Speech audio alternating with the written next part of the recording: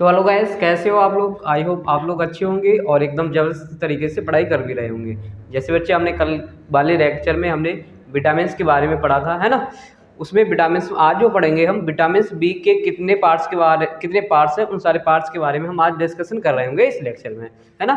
सबके रासायनिक नाम, उनसे होने वाले रोगों के बारे में, साथ ही साथ इन्हीं को विटामिन जो बी होते हैं ना बेटा, इसमें ये बी के जो पार्ट्स होते हैं जितने भी, वो सभी विटामिन क्या होते हैं बेटा, हमारे जल में घुलनशील विटामिन होते हैं। ठीक है, मतलब बी है, जो विटामिन बी है वो क्या हमारे जल में घुलनशील विटामिन है, और उसके जितने भी पार्ट वो सभी भी कैसे क्या होंगे, जल में घुलनशील विटामिन होंगे। ठीक है, तो उनके बारे में आज डिस्कशन कर लेते हैं। इससे पहले थोड़ा सा रिकेप करा देते हैं बेटा। रिकेप क्या है बेटा, हमने आपको कल बताया था कि विटामिन की खोज किसने की, तो आप बोलेंगे विटामिन की जो खोज की थी वो फंक ने की थी। किसने की बेटा बताओ, आप बोलेंगे तो सर फंक ने की थी। कब की थी, तो बोलेंगे 1912 ईस्वी में की थी। कब की थी बेटा,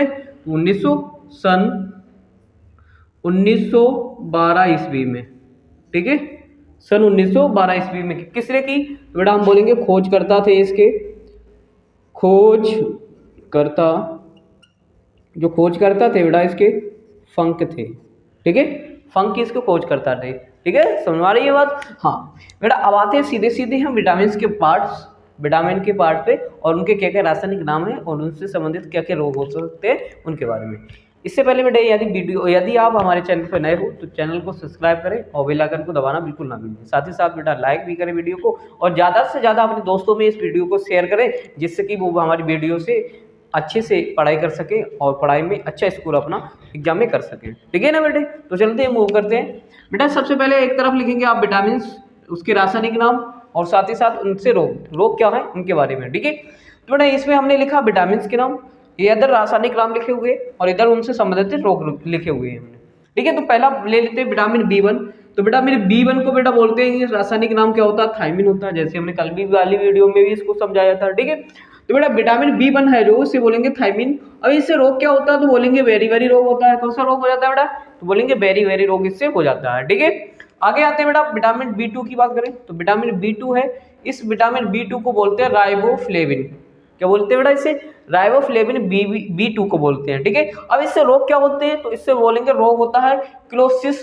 क्लोसिस का मतलब क्या होता है, आपने देखा होगा आपके जो ओंठ होते हैं उन ओंठों में चटकन आ जाती है ना। इस साइड के जो होती है, ये साइडें भी होती है, वो भी फटने लगती है। तो जब भी हम खाना खाते हैं बहुत सारी मिर्ची लगती है हमें, है ना, लगती है ना, और खून भी निकलता है हल्का सा, तो वही है बेटा क्लोसिस। ठीक है, ओंठ का फटना। ठीक, आगे आते हैं बेटा विटामिन बी3 की तरफ। तो विटामिन बी3 को बोलते हैं बेटा पेंटोथेनिक। क्या बोलते हैं, पेंटोथेनिक अम्ल बोलते हैं किसको, बी3 को। ठीक है, विटामिन बी3 को। इससे रोग कौन सा होता है, बोलेंगे डर्माटिस। क्या होता है, डर्माटाइटिस। डर्माटाइटिस क्या होता है बेटा, देखा होगा त्वचा का फटना। क्या होता है, डर्मेटाइटिस को बोलेंगे त्वचा का फटना। ठीक है, आगे आते हैं बेटा विटामिन बी5 पे आते हैं। विटामिन बी5 को क्या बोलते हैं, तो बी5 को बोलते हैं निकोटिनिक अम्ल। निकोटिनिक अम्ल बोलते हैं इसको, और इससे कौन सा रोग होता है, तो बोलेंगे प्लेग्रा रोग होता है। कौन सा रोग होता है बेटा विटामिन बी5 से, तो बोलेंगे प्लेग्रा रोग होता है। ठीक है, अब आते हैं विटामिन बी6 की तरफ। बी6, और बी6 को क्या बोलते हैं, तो बेटा बोलेंगे पायरोडॉक्सिन। क्या बोलते हैं, बी6 को पायरोडॉक्सिन बोलते हैं इसे। अब इससे रोग कौन सा होता है, तो बोलेंगे एनीमिया रोग होता है। बी6 से क्या होता है, एनीमिया रोग।